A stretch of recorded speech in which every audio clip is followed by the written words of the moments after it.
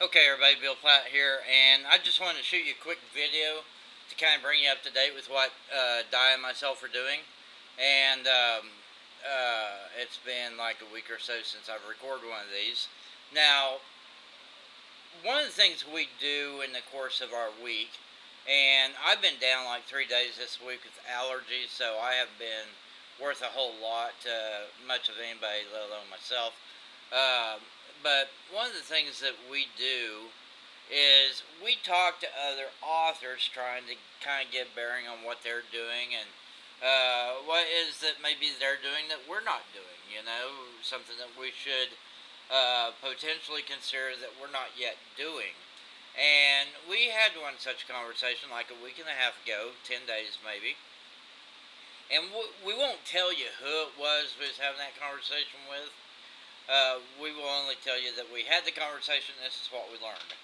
So it's nobody's business really who is behind each of the things, and that's the way I like to play things. I like to get the information and filter it down and then give it out to other people accordingly. So the person we were talking to, they didn't tell us their actual pen name, but they told us enough that we were able to reverse engineer and figure out what their pen name was on Amazon.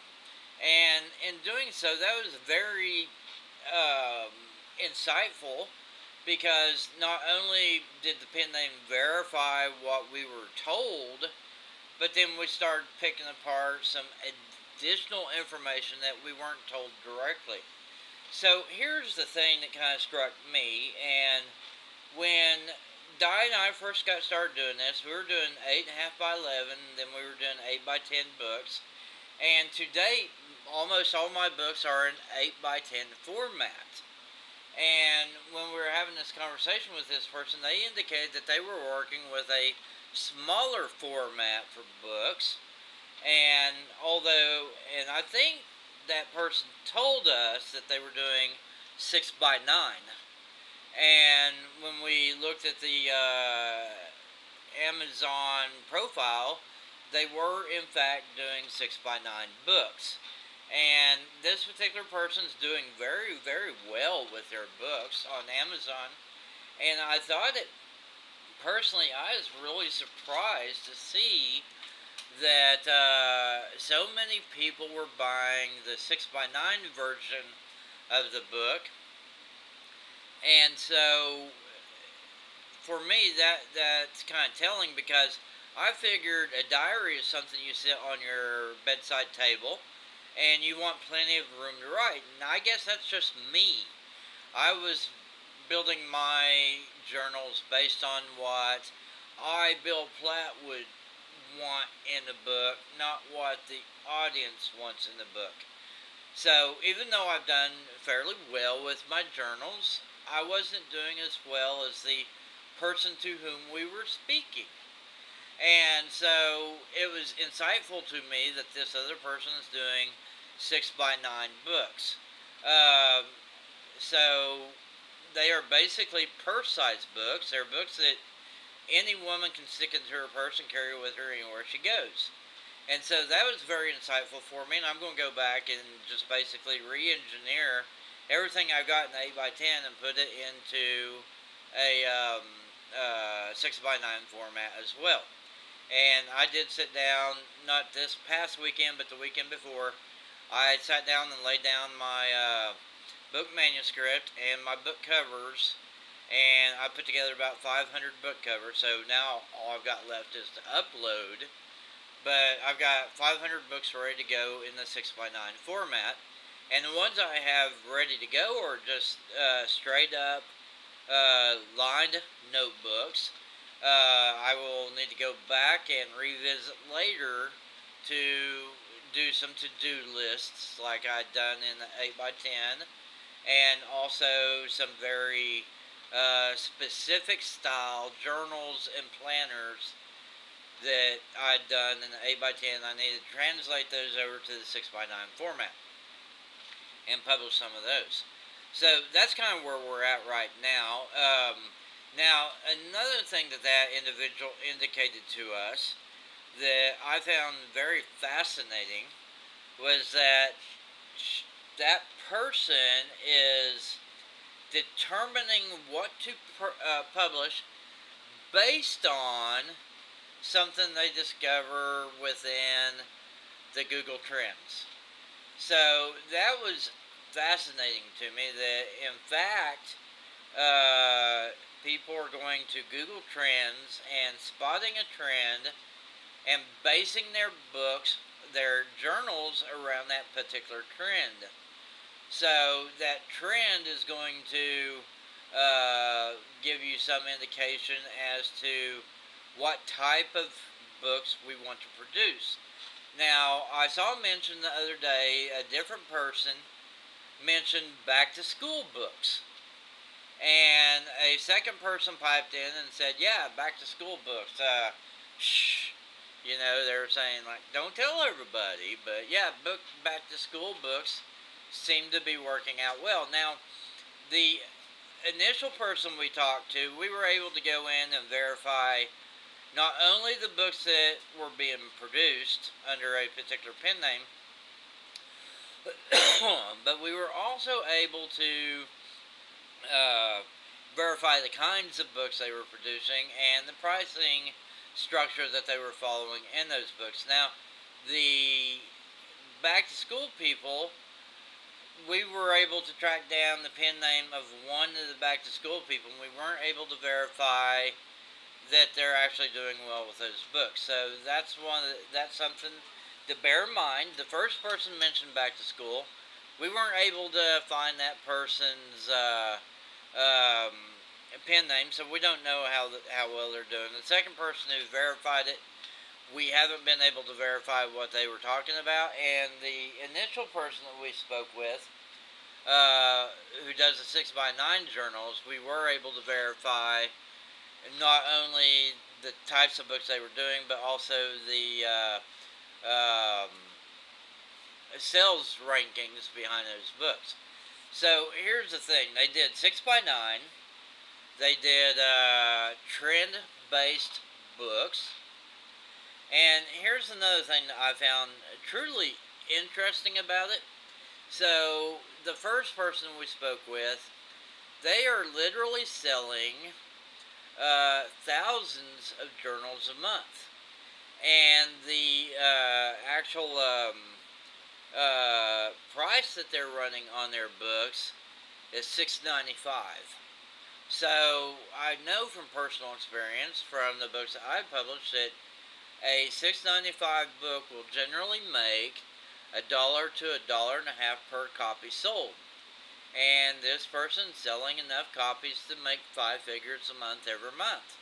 So on that premise, they are selling anywhere probably 7 to 10,000 books a month, and they're targeting the 6x9, and they are targeting the $6.95 price points, which I found fascinating because they're only making $1, maybe $1.50 per book sold instead of the $4 to $5 per book sold that I generally target myself, because I'm greedy, right?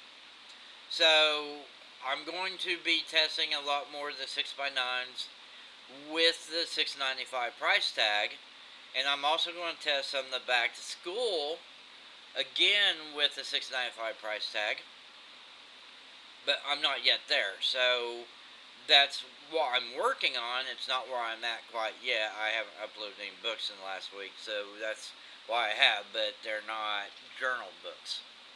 So that's where I'm at, and that's what I wanted to share with you today. But the thing I want you to take away from this, and this is the thing that Di also took away from it, is we do better for ourselves when we're willing to test different sizes of the book. So 6x9, 8x10, 8.5x11. Then there's an 8x5, I believe, 8 wide, 5 tall, and that's a special.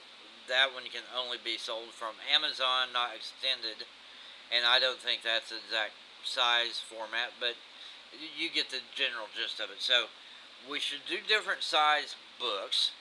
We should do different genres. Now, this is another thing that we took from that first individual, and I found it very interesting from my point of view is that they were using instead of using the same book description on all the books that pertain to a specific uh, format, they had about three or four different book descriptions that they were applying across the entire range of books.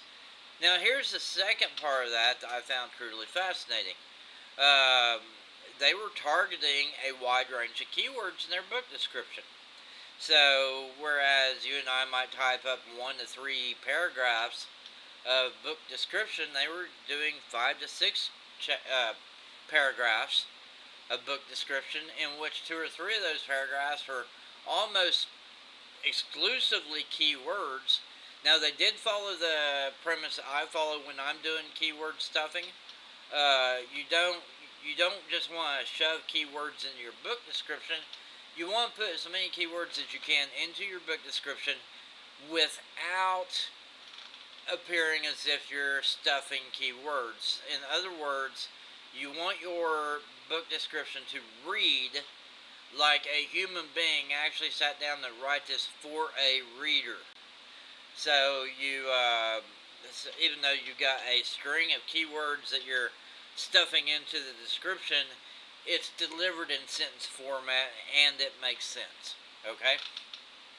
So that was the one thing. The second thing was in the title. So the first person, they're doing like a 3-word title, and then they're doing like a 10-word subtitle.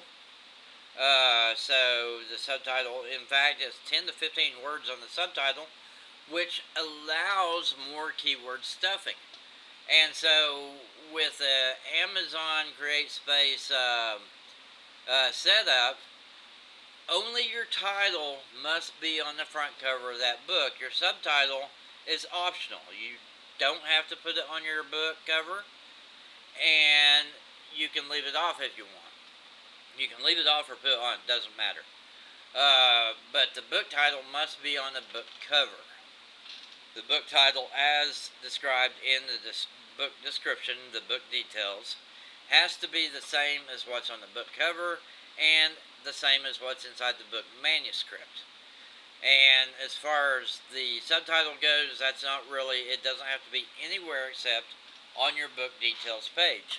So that person uses 10 to 15 keywords in the subtitle. Now, like I said, I didn't do journals this week. I uploaded what I did is I took 2 of my training products, converted them over into print format for upload to CreateSpace. So sometime next week, when they get around to approving my books, I'm going to have 72-hour nonfiction books and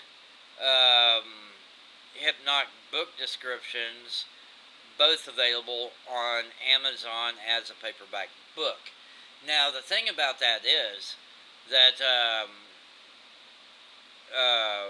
when I did those, with the 72-hour nonfiction, I just used the subtitle that was there. Hypnotic book descriptions did not have a subtitle when I originally released it. Now it does. On Amazon it does, and I did keyword stuff that puppy. That particular book description has approximately 15 words in the subtitle. So I'm going to be testing that with that particular book. And so that's what the original person we spoke with is doing.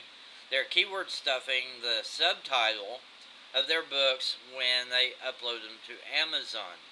And so that kind of fits in with what I know about the Amazon algorithm. So here's the thing about the Amazon algorithm that you might want to know about. Now with Kindle books and paperback books are treated differently.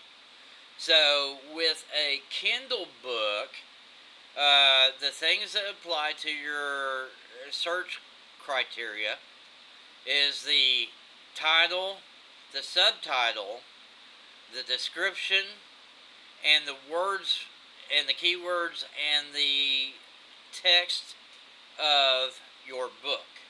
All of that is fed into the A9.com, which is Amazon's internal search engine.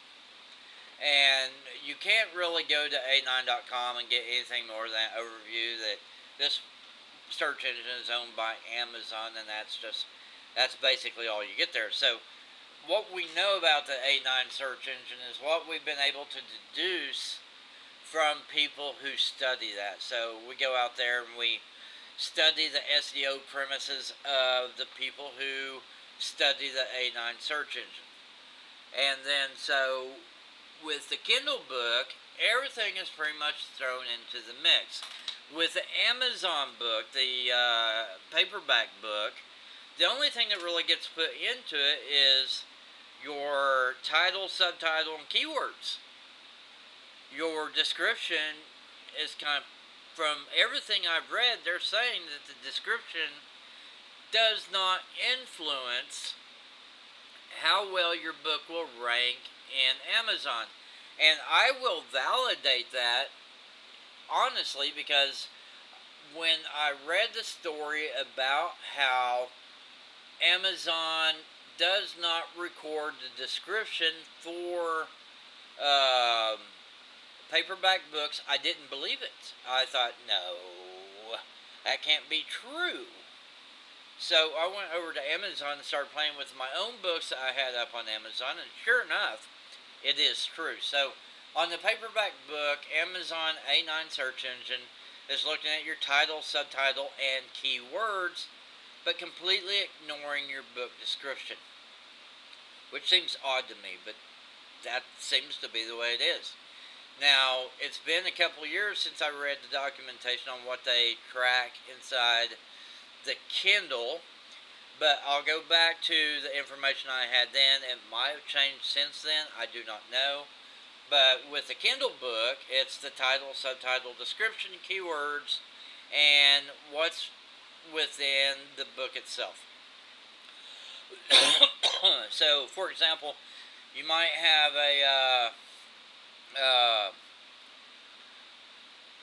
book about, let's say, dog training, and in your actual book description and your title, you're talking about dog training with a generic dog. But then you mention Rottweiler within the context of the Kindle book itself, and although Rottweiler is not in the title, it's not in the book description, and it's not in the keywords, somebody searching for a Rottweiler dog training might find your book. So that's how that information was discerned, and it was accurate 2 years ago. Don't know if it's accurate today. I imagine it still is, because there's a lot of profit for Amazon in the Kindle books. So I'm guessing that anything they can do to ensure that people find those books, they're going to do it. And they should do the same with Create Space or the paperbacks, but they are not doing it with paperbacks. So whatever's inside your book and whatever's in your book description does not apply to A9 when you're dealing with paperback. So you need to get your keywords into your title and your subtitle and into your keyword list. So try to figure out, if people were looking for a book like what you would produce, maybe it's a student planner, for example. And so you need to put yourself in the mindset of people looking for a student planner. So in that regard, you ask yourself, what will people type into Google in order to locate a school planner? And one of the keywords they might be looking for is back to school, or student planner, or student notebook. So those things that people would type into Google in order to find what you're selling, that needs to be included either in your subtitle or in your keywords. I hope this kind of makes sense to you, because that's what when you look at the A9 search engine, let's go back in time a little bit. I used to do SEO for Google, and the thing with Google, that they have a lot of factors that go into their ranking sequence for how a particular website ranks in their search engine. Now, I got out of doing SEO because they change the algorithm every Thursday evening. It's actually, they implement a beta change to the algorithm on Thursday, and then their techs sit there and tear that thing apart all Thursday evening. And then if they, because they're working with markers, trying to determine where something should rank, where the humans believe something should rank in the search engine. And if they reach the end of the day on Thursday and they haven't found any unintended consequences to what they have programmed, then that new algorithm will go into place Friday morning. So every Friday morning, the search results are different today than they were last week, or just yesterday even. So in some cases, some websites are helped by that, some websites are destroyed by that. And so it's like you go back to the farmer update, and I think it's 2011, which is after I got out of the SEO business. So the farmer update attacked what they called article farms. So websites like eZine articles, and it might have been even earlier than that because it was done when I still had article directories of my own. So at the time, my big one was the phantomwriters.com, and I had over 9,000 articles on the website, I believe, because they were all manually placed and according to who brought me the money. The person with the money got placement, and the person without the money got told buzz off. And so I only had within the website articles that people paid me to syndicate for them. So then eZine articles took everything under the sun. And Go article, but at least eZine articles had a editorial policy assigned to what was approved on their website. And then there's websites like GoArticles.com, which had no editorial policy whatsoever. So, whereas I had 9,000 articles, eZine articles had like 250,000 articles, and Go articles had 2 million articles. So that kind of gives you like a measure of the different levels of article farm, as Google called it. So with the farmer update, they put in a new framework to delegitimize article farms. And at the time, mine was pretty big. I was getting, my website at that time was getting 225,000 unique visitors to my website. And that actually broke down per year. So I was getting just under 20,000 uniques a month, okay? And the average unique visitor viewed 8 pages on my website. So I had just shy of 250,000 visitors, but then I had 2 million page views a year, okay? Now, then you look at eZine articles, and they had about 25 times more articles than I did, and thereby 25 times more traffic. And Go articles had 8 times more traffic than eZine articles, and probably, I wouldn't say 8 times as much traffic because they dealt in a lower value article. They were just a spam neighborhood. But anyway, the farmer update, it basically killed the article directories.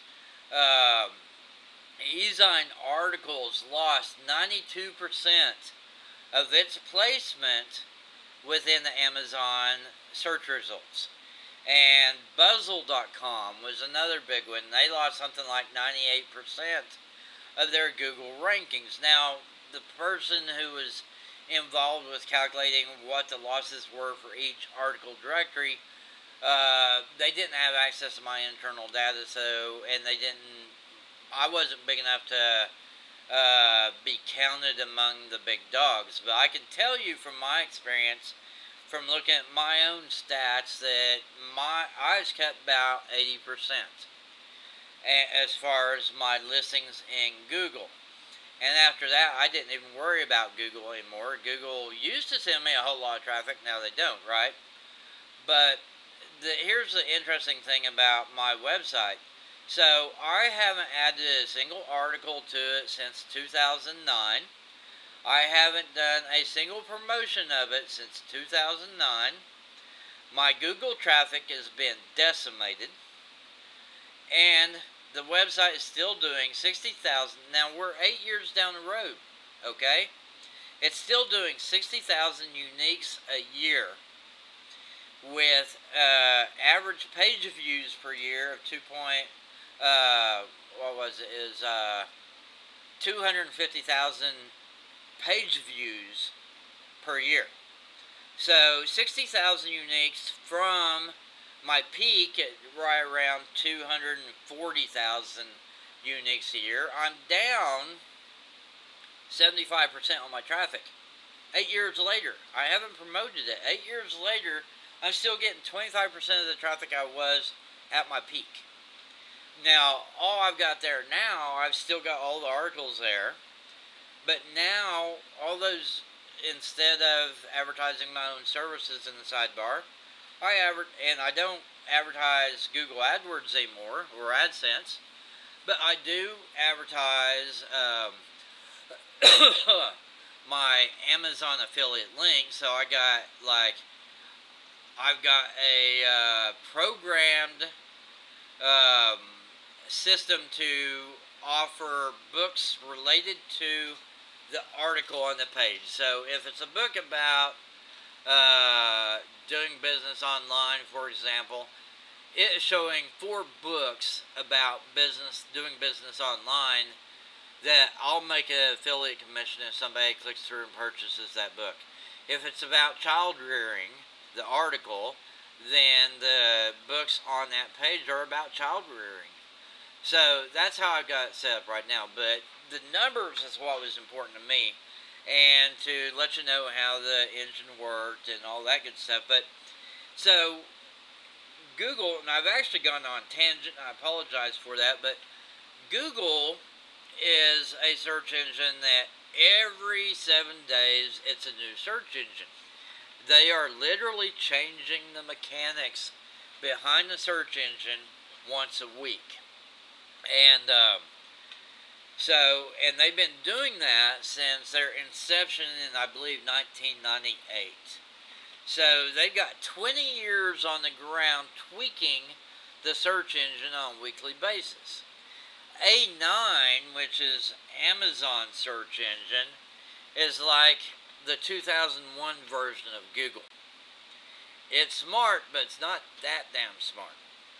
So what it comes down to is it's very simple to manipulate the Amazon search engine if you know what you're doing. So let me give you some tips about the A9 search engine, how you can manipulate it to your heart's content. The only 3 things that matter, really, honestly, truly, if you're doing, and this is proven, if you're just doing print books, and that's title, subtitle, actually author name, so 4 things, and keywords. If you're doing Kindle books, pretty much everything's straight across the board. You got a lot of different factors that come into play, but when you're dealing with paperback, you got your title, subtitle, author name, and your keywords. Now let me backtrack that a little bit. So I was doing some research a couple weeks ago, and I'm trying to work out some software that works in conjunction with CreateSpace. So what I determined when I was doing I was trying to figure out, okay, Like, for example, now I'll just tell you, I'm working on a auto submitter so we could just auto submit books from a database on my website to CreateSpace to submit my books. Now, I don't even know if that's something that we even want to do yet. But I'm looking at the technicality of how to do it. And so I wanted to understand, okay, when I'm setting up my database, how much information do I want captured and hold in my database for each of the fields on the CreateSpace expert submission page, okay? So if you're following along, and so you've got your title field, and I don't know what the top end is there. I do not know. I wasn't ever able to put a value on the number of characters in that box. So I rounded it up at 300. So I capture 300 in my database. Who knows what they're accepting at CreateSpace.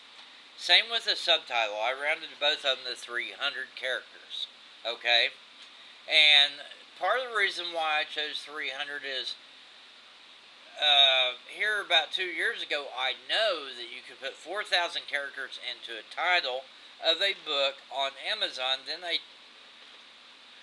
changed the way that operates because they had so many people who were keyword stuffing that they broke that. So any book now that has over X number of characters doesn't even get listed. So I wanted to keep it stout, but not overdone. So I used 300 characters as my limit there. Now, what Amazon did at the time, so it used to be 4,000 words in title, which is obscene, right? Nobody, and even the book I seen that had the longest official title had like 181 words in the title, which is obscene in itself. But that was the actual title of the book. Now, the way CreateSpace beat that, and Amazon beat that, is they said, your title can only be as long as the number of words that can be included on the cover of your book. So if you can't put all 181 words on the cover of your book, then you cannot publish a book with 181 words in the title. So that's how they dealt with that. So in my mind, 300 characters is appropriate because that breaks down to roughly 60 words in title and 60 words in subtitle. And that allows us room to be creative about it, but at the same time, we should understand that 10 words in title is probably too much. And 15 in subtitles, acceptable, but unless we're doing it for keyword stuffing, we don't need to do it all, right?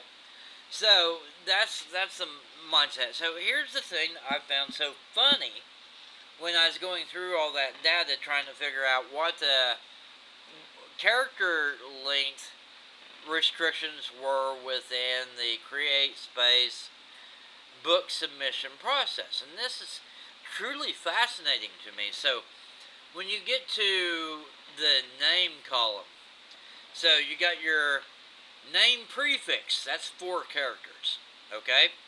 Then you have your first name. First name is 50 characters, okay? And that kind of makes sense. You know, if I was born in India, chances are I have a name this long, but since I'm born in America, it's 8 characters, so I really don't need a big, long name there. The middle name is also 50 characters. And here's where the shocker comes in. Now, the name suffix is 6 characters. And I figure doctor is 6 characters. So, but most people don't actually type doctor into their name. They say DR space or PhD. And that's how they deal with that. So, since most people won't actually use 6 characters is fine. But here's the thing. Last name. The last name that you can include with your book inside CreateSpace is obscene. 455 characters. Now let me repeat. 455. You can put 455 characters into your last name. And you can include your last name as part of the search criteria within CreateSpace.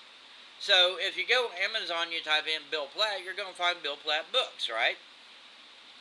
But if I was to say that I have the first Daniel, first would be the first name, Annual would be the middle name, and then the last name would be Great Raft Race Publishing Company. Now I got 5 keywords in my last name that can be part of the search query. It's something that people can look at. So I found that interesting. And as far as the software I'm doing there, that's only for personal use. I will address that. And what's kind of putting a wrench in all that is Hans reported last week that he was using automated software and CreateSpace put him on a 3-week hold. So he can't submit any more books for 3 weeks. And so therefore, because he got nuked, we don't want to put ourselves in the same boat. So I need to figure out what is the maximum number of books we can submit each week without triggering CreateSpace shutting down or limiting our account. And so that's where I'm at. I need to figure that out before I take any further step forward about making the submission software available to other people. I hope that makes sense. Because my goal is to help us be more successful, but at the same time, my goal is to make sure we don't get ourselves banned from Amazon or from CreateSpace. So the goal is heighten our, speed up the processes without getting banned. Okay? So I hope that makes sense. So that's where we're at. There, the main title and the subtitle and the author name and the keywords, we can utilize those for keywords. And the keywords we want to target is not the simple stuff like this catastrophe journal, for example, that I've got loaded up here next to me. This is a post that Di did in the group about this journal that Seth Godin recommended creating. And so Di went out and created the journal for it, and then she's telling you about all this information. So with the catastrophe journal, how many people are going to type in catastrophe journal? Almost zero, because nobody knows it exists. They don't even know why they would want to own something of this sort. So this is where the keywords come in. We don't want to put catastrophe journal in our keywords. It might be our book title, but it won't be our subtitle, and it won't be one of the keywords we choose in order to use it. So let me see what all Di put into Facebook over this. So she didn't put any more extra than what I thought. So I'd have to go over and read Seth Godin's article to kind of get a bearing. And let me go ahead and click on that and see if he's got any keywords in there for me. Okay, so every time you think you've blown it, and you're certain to have a bad output, a bad response, and write it down in your catastrophe journal. So it's basically, I was talking to my wife yesterday and I said something that pissed her off, so let me write that down in my catastrophe journal, because in writing it down it takes away the power that it has over my own mind. And that's what he's talking about here. So the people who are going to be searching for something like this are going to have in their own mind an idea about what kind of book they want to find, what kind of journal they want to find. And maybe they're looking for something that is along the lines of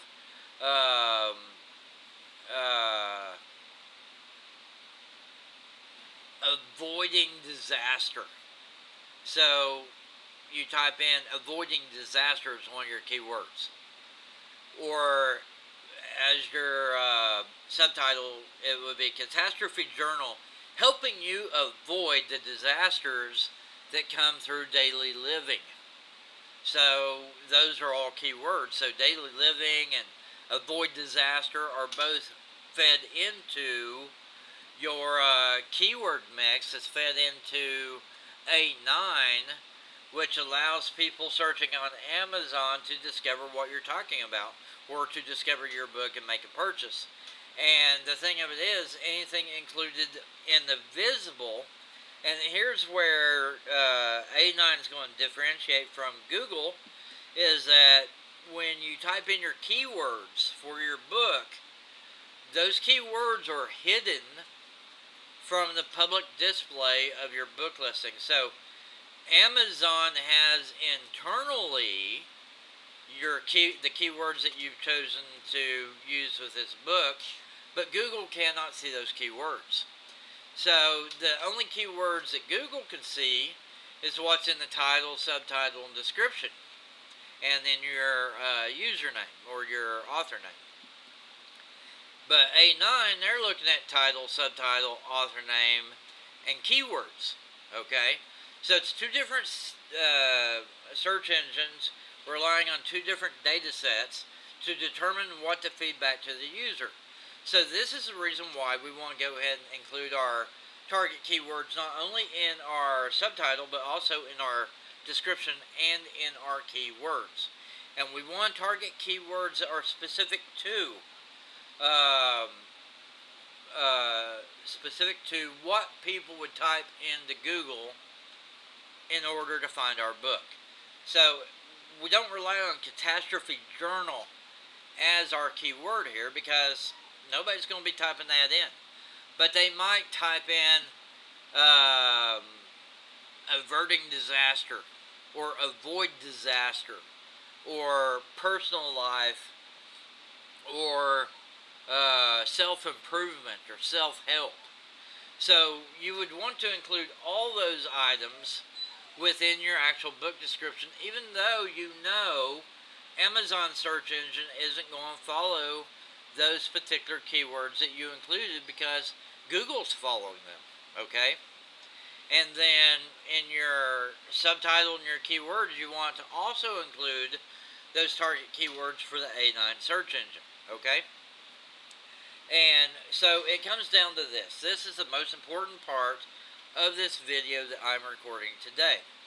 And it's been a long video, and it's a lot longer than I intended to be honest with you, but the most important thing that I have found with all of us who produce any kind of book, it's not really a question of how can I sell more people my book?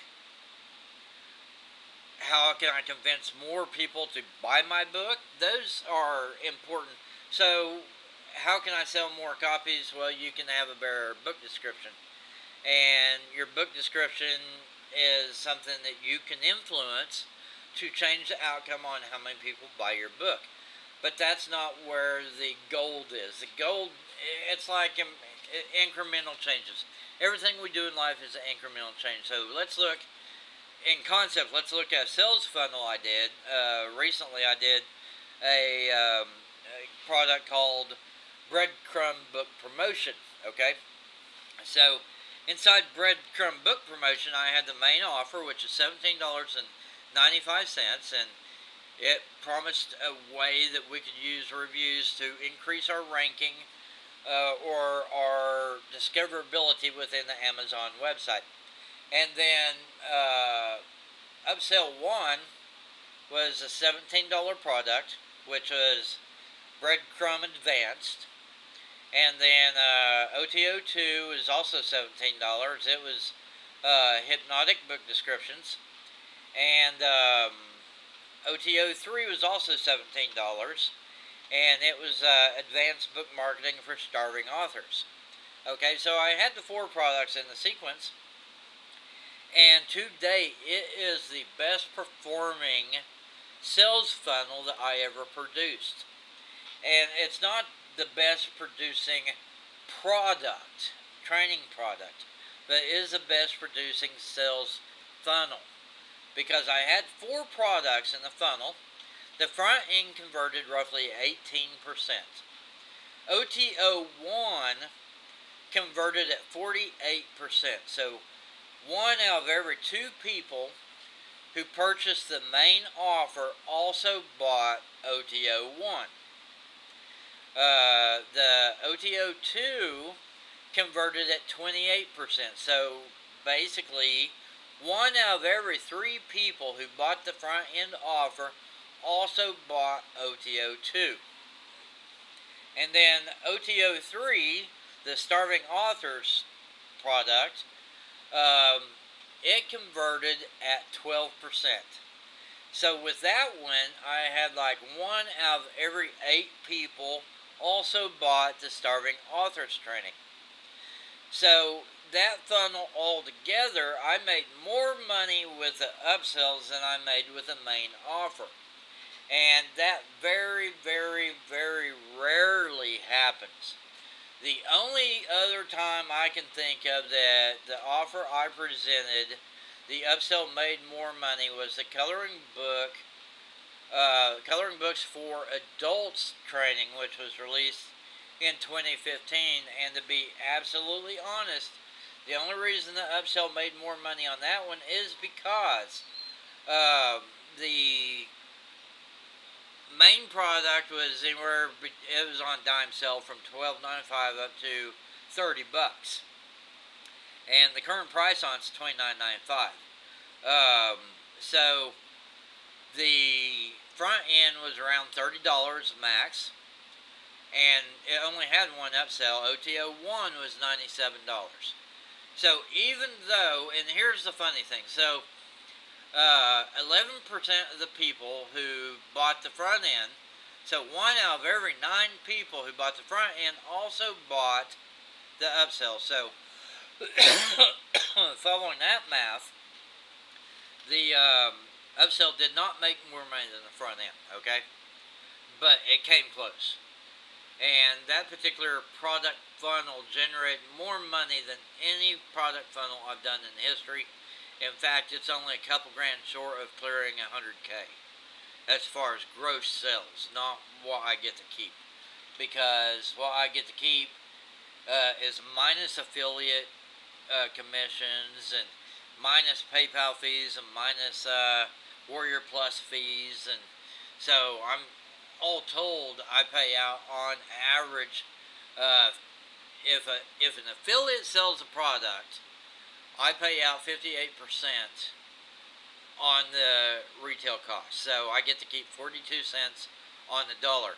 If I sell it instead of an affiliate, then I'd get to keep 92 cents on the dollar. So following that formula, you can see how I could very easily not make a buttload of money. And the actual math on that one broke down. Out of every dollar earned, I got to keep, I think, 52% of the gross. So 52% of almost $98,000 on sales on that product. Right around 50,000 is what I got to keep. Okay, and that's selling that product over now 3 years. In fact, it's 3 years this week. Okay.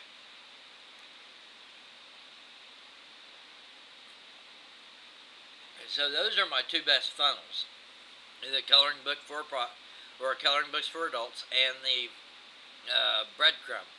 And the breadcrumb, it hasn't made near that amount of money. It's nowhere near. It hasn't even passed the 25,000 in gross sales yet, right? In fact, I don't think it's even passed. I think it's right at like 17,000, 18,000 gross sales. So on the gross sales number, breadcrumb is not one of my better products. It's one of my mid-range products, okay? But on sales conversion and how much I make from the upsells, it definitely is number 1, okay? And so it's a model I will probably follow again in the future with future product launches. So that kind of gives you an idea, where I'm going with this. But the there, some of the people who are going to buy your books are going to buy from Google. Some of them are going to buy from Amazon, and you understanding the difference between the two search engines can help you understand how to put together your book listing. But the important thing, where I started this whole thing, is we need to think outside the box. We need to think beyond the 8x10 journal. We need to think beyond the $9.95 price tag. And if we think down to what a lot of people are doing, $6.95 and making $1 a book, or making $1.50 a book, if we can sell 7,000 copies a month at $1.50 profit, that might work out better than selling 1,000 copies at $5 profit, right? So it's 10,000 versus 5,000, right? So that's kind of where I want you to think on that. So maybe we need to rethink our pricing a little bit, and we definitely need to rethink our strategy as far as book sizes go, and we need to possibly even rethink our strategy about what's hot right now. So using Google Trends to figure out what's hot right now. And here's an interesting thing that I'm going to leave you with this. There's an interesting thing that Di and I both noticed with the books that we sell on Amazon. So most of our books go unnoticed for most of the year. But every now and again, one of our books will be found. Oh, I remember the point I was getting to, and I'll get back to that in just a second. So, when one of our books is found, and somebody buys one copy, usually within an hour or so, somebody buys a second copy. And sometimes, within another couple of hours, a third copy will sell. And then by the end of the day, we might have 5, 10, 15, 30 copies sold. And so that feeds back to the point I was making earlier, that it's not always having the best book description on our book. That's important because we want to incrementally increase the amount of sales we're getting from our book listing. But discoverability is the key factor. That's what you are missing, it's what I am missing, it's what Di is missing. We need to do things to make it possible for other people to discover our books. So however we go about that. Now, there's something I did a couple weeks ago, and I'm still testing that one out. It's a test under, it's a case study under progress, afoot, if you would say, where I'm doing a Kindle book, and the Kindle book is set up as KDP Select so that I can give it away for free. And that Kindle book is promoting the journals, okay? And I'm testing that. And I think I picked a too small of a category. And I also picked here's the truth of it. I don't think I picked too small of a category. I think what the problem is I picked a unpopular topic in social media. So here's what I did. I did a journal that celebrates politics. And then I did a Kindle book that celebrates politics. And the Kindle book points to the hang on, let me let that dog out.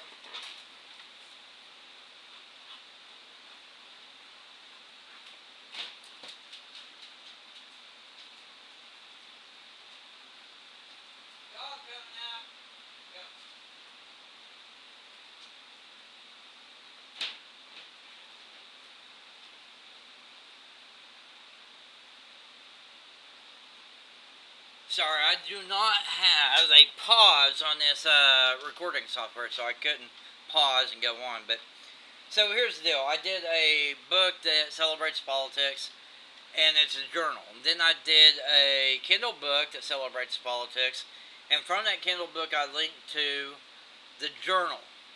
And then when I tried to roll out advertising, guess what? Facebook said, "Oh, guess what? You are not authorized political committee. You are not an authorized political advertiser, so you cannot advertise your Facebook group that has nothing to do with politics per se, except it's a joke page. It's a political joke page where I tell or share jokes about politics. But I cannot advertise that page or my books on Facebook because I'm not authorized to advertise anything to do with politics." So that case study is basically dead in its tracks. But I need to go forward and replicate that process because I think I've got the formula where if I can create a popular Kindle book and I can give that thing away for free under KDP Select, I can advertise my journals in the back of that book, or even at the front of that book, in the front matter and back matter, right? So what our main problem is as publishers is discoverability. We need to do things to get discovered. Maybe it's so what I'm doing, since I couldn't advertise using paid Facebook promotions on that particular pen name for the political stuff, I'm rolling out a blitz campaign on, "Hey, why don't you share, here's a funny meme, why don't you share it?" And it's got information about my page there connected to the meme, and then people will find that, like it, share it, and then other people will discover my page and like my page, and then I can promote my book to them. So that's the approach I'm taking with that, but I'm having to do it without paid advertising, which sucks. But I could take the same principle and apply it to something different. And instead of doing funny jokes about or funny memes about politics, I could do funny memes about cats or dogs or pigs or whatever, And then I can direct people to get my pig book. And then from the pig book, I can tell them about my pig journals. So that's the approach to be taken here. And so it's all about discoverability. Now, if you're doing the discoverability through a Kindle book, great. You can get paid if it's on KDP Select. You can get paid for page views, and if people buy it, you can get paid royalties, 35 cents or whatever, to advertise your book, your journals over here. So that's kind of what I'm looking at. But there's more than one way to get discovered, and that's where the gold is. If you and I, as individuals, can figure out how to get discovered, then we've got everything we need to be able to sell books. Because it really does. It just comes down to discoverability. Nobody is finding our books currently, so therefore, anything we can do to ensure that they can find our books will help ourselves. Because we see it over and over and over again. If we sell one copy of a book for today, then we'll sell the second one within about an hour.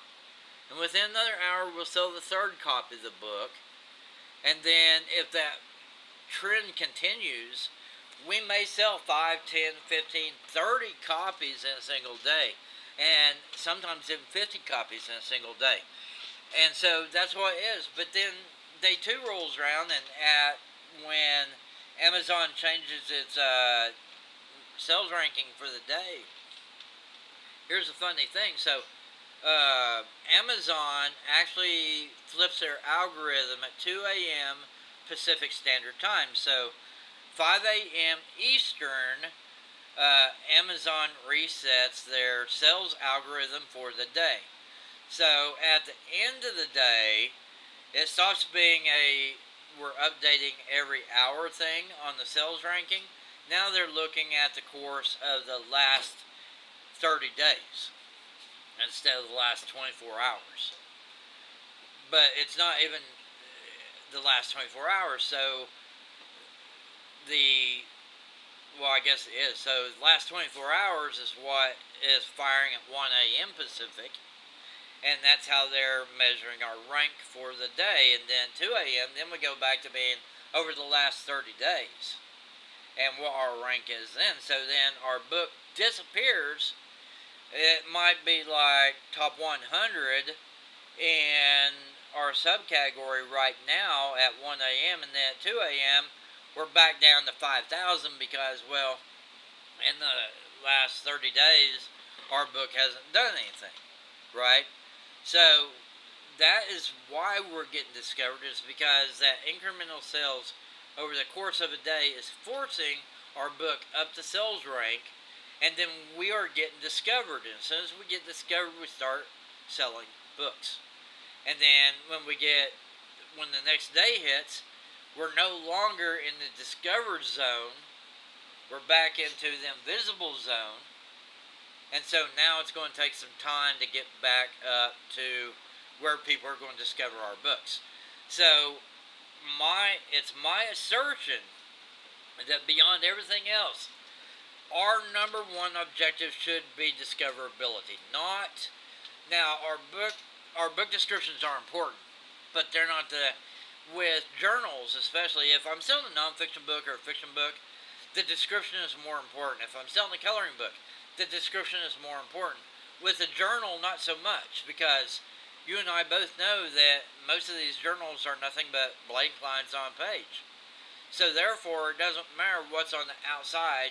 We are focused on discoverability, and that's why we use the keywords that we use within our subtitle and within our keyword list.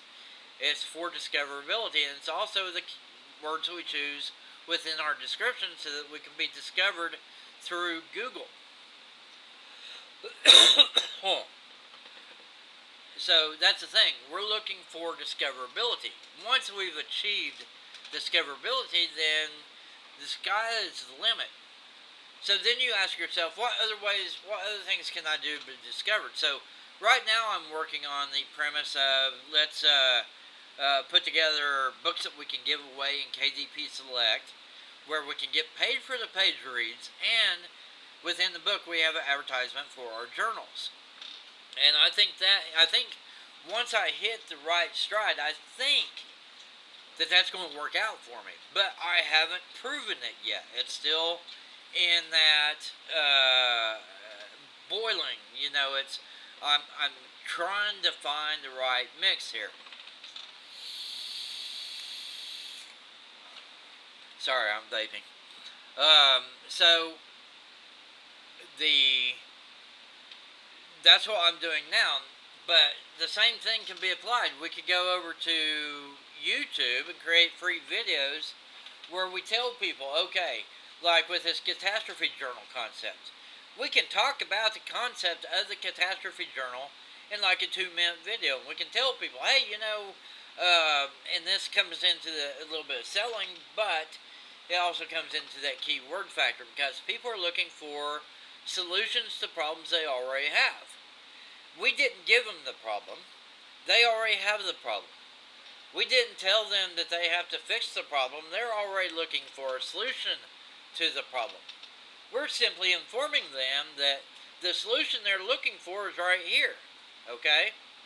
So, in the case of these people, maybe the girl is upset about the way her relationship is going, and it's going south, and she doesn't seem to be able to do anything right as far as her boyfriend is concerned, and she's afraid that the marriage, her future plans of a happy ever after marriage are going to implode because she doesn't know how to behave around her boyfriend. So that's the situation. That's the problem festering in her head. She's looking for a solution to prevent the negative, inevitable impact of what she thinks is the problem. So in her mind, she's created this fantasy that the reason why our relationship is strained is because I'm a dumbass. So she's telling herself, I'm a dumbass, I'm going to blow this thing up, I don't know why it puts up with me. And we all know, and this is what Seth is saying in his article here, if we dwell on the negative will come to pass. And if we dwell on the positive will come to pass. And if we uh, use a journal to write down our negative thoughts, then that gives us the power to throw those negative thoughts away so that we can focus on the positive.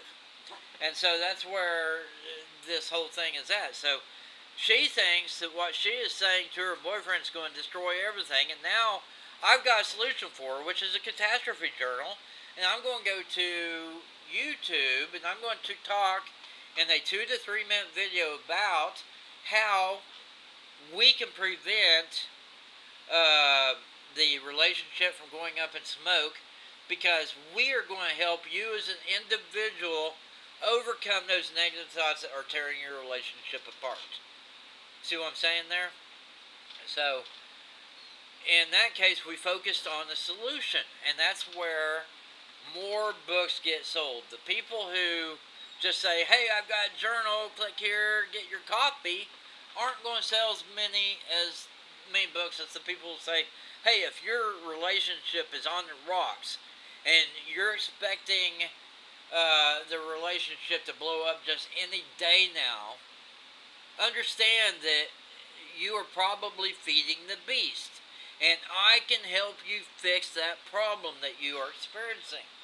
It's not your fault and it's not their fault, but there are certain things that we can do to put the relationship back on a solid footing. Click here to buy my journal and I'll show you how. And then you put like a 1-page introduction in there that says, this is what we got to do. We got to write down all of our negative thoughts so we can throw away our negative thoughts. We take the power away from the negative thought that we're running in replay in our head, and we're getting rid of it. We're taking the power away from the negative so we can focus on the positive. And so that's what we're demonstrating to them in the how to use this journal page inside your book, okay? But all the promotion is, everything we do promotion-wise is your relationship on the rocks? Are you scared that this whole thing's going to blow up and you're going to lose the love of your life? Your soulmate will be gone forever. Do you fear what is around the next bend? Are you scared to speak freely in front of your significant other for fear that they're going to take what you said wrong? Well, let me show you how to fix that. And then you go, and so people buy based on the emotion. Then and in their head, there's something going on. They understand they have a problem. We're not putting them in pain. They're already in pain, okay? And we are proffering a solution to them, but we're not giving them the problem. We're not inflicting the pain on them because they already have the problem and they already have the pain associated with it. And we're not telling them that they have to go find a solution to a problem they don't yet know that they have. They already know they have the problem. They already know they're looking for a solution. And you're just saying, hey, I've got your solution. It's right here. Just follow along. Let me show you what to do. And then that guides people to the journal. So that is the proper way to sell these journals. It's not putting up and saying, oh, look at my frog journal. Isn't the frog cute? That's not the way to sell these things. The way to sell these things is focus on the problem. Okay? Focus on the problem, focus on the solution. And then we present the information to them in a way that is important to them. So we use Amazon as our selling platform, and we put all the mechanics in place to get the sale on the ground, but everything else is about discoverability. So we go to YouTube and we do a 3-minute video, and then we drop a link in the footer of it. And honestly, what I've heard about how YouTube operates, so this is another tangent, and I didn't mean to go on this other tangent. This is getting a little bit longer video, but I think you'll appreciate what I'm doing when I'm done. So with Amazon, or not Amazon, but YouTube, the way their algorithm is set up is they reward people who keep people on YouTube. And they punish people who send people off of YouTube, if that makes sense. So, if you put a link in your description down below that clicks to your page on Amazon, then YouTube is going to penalize you because you're sending them off the YouTube ecosystem to the Amazon ecosystem. So, but the way you want to do that is instead of putting a link in the description, you can say something like, click down below and subscribe to my channel and go visit my channel page on YouTube, where on the channel page you invite them to click and purchase your book. Another way to do it would be to say within the context of your video, hey, feel free to when you're ready to purchase a solution to your problem, feel free to click on BillPlatt.com and I'll show you all the solutions that I've got set up for people just like yourself. But then at the end, there's nowhere in the description for them to click, so most people who land on that page won't be clicking the link and following out, so therefore YouTube won't penalize it. But if we plant that seed in their mind over and over, and maybe it's rockyrelationship.com, okay? So, do you have a rocky relationship? Are you scared that that relationship is going to come to a bitter and nasty conclusion? Would you like to take steps now to prevent that from happening? Visit rockyrelationship.com and I'll show you how to fix your problem. So that's how the promotion part is done, but you don't have a link in the description on the YouTube video. You say it within the video itself. So what most people will do is they will open up a new tab and type in rockyrelationship.com because they don't want to lose their place inside YouTube. And they type in rockyrelationship.com and they go and learn about your books. But because they haven't left YouTube, that your video page is still open so they can click from there and go look at other videos on YouTube, then YouTube's going to reward that video with more exposure, more discoverability. Okay? You can do the same thing on Facebook, you can do the same thing on Twitter. But when we focus on, hey look, I've got a 99-cent book, nobody cares. There's hundreds of thousands of people out there with a 99-cent book. Who cares? What we care about is what can you do for me, right? So in the what can you do for me, you can present it to them. Is your relationship on the rocks? Do you fear that your relationship is going to come to a bitter and nasty conclusion in the very near future? Would you like to avert that relationship going sideways? I'd love to be able to help you. Click here and visit rockyrelationship.com. So you're doing the same thing, and you can do it through articles, through even e-sign articles. They are not the powerhouse they were 10 years ago, but they're still a powerhouse, okay? They got hit 92% with the Farmer's Update. That website still gets millions of visitors a year, even though they're not getting the hundreds of millions of visitors they were getting a decade ago, okay? So you can still write articles on these articles. You can allow those to be distributed to other websites. What we're looking for here is discoverability. We want people to find our solution. We want people who already have an existing problem to recognize that they have that problem, to understand that that problem is painful, to understand that they want a solution to that problem, and that you can help them fix that problem, okay? So, whether you're using Twitter, or Facebook, or YouTube, or e-sign articles, or helium.com, or your own blog, or whatever, we need to get our books discovered. And that's where The gold is for us right now inside the Amazon marketplace. You know, I've seen this time and time and time again. The books I put up on Amazon can sell and do sell once they get discovered. But it's that getting discovered point that is so challenging to me. So with my subtitles and my descriptions and my keywords, I utilize different sets of keywords within those scopes. And the reason is so I can be discovered by more people looking for different keywords. But I also try to frame my keywords in the context of what people are actually typing into the search engine to find the solution that I offer to them, okay? I hope this makes sense. If it doesn't, type a question down below and I'll answer the question for you. But I'm going to go ahead and wrap up here. I'm like 45 minutes longer into this than I planned.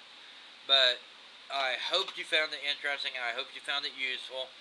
And I hope you can use it to make more money with your book publishing.